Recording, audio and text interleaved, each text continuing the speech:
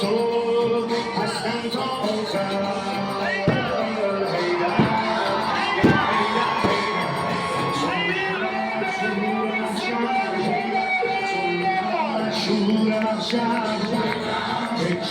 تکبیر کوسر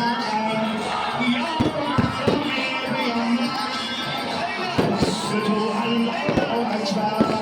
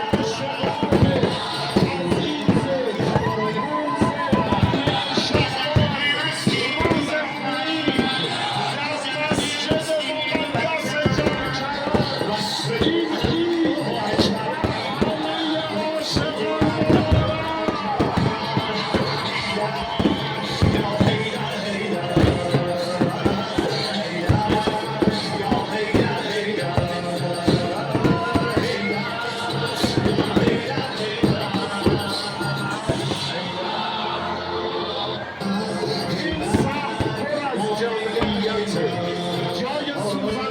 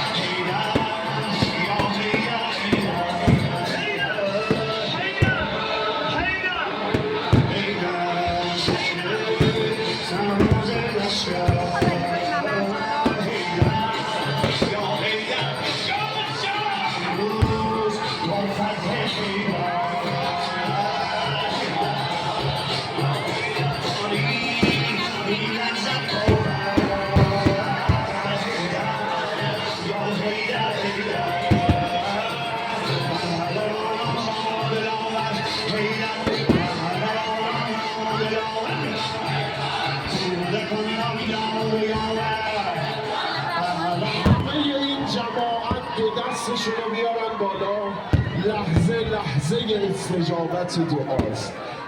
جمعیه که خدا به دل تک تکمون نگاه میکنه. لحظه استجابت دعاست. پس ملائکه آسمون روی این قطعه از زمین حضور دارن، دعاتون رو میبرن به عرش خدا. توی این لحظه که لحظه استجابت دعاست، همه این جماعت عاشق منتظر امیدوار روز ظهور، همه این جماعت عاشق که حالا قدم به قدم از ساعاتی پیش خودشون رو رسوندن به روز نیمه شعبان، به روز ظهور حضرت انشاءالله برسن. دستها رو بیارید بالا، همه با هم یک دل و یک صدا و با فریاد اللهم عجل ولیک الفرج، اللهم عجل ولیک الفرج، اللهم عجل ولیک الفرج. خدایا توی این لحظه که میدونم حواست به همه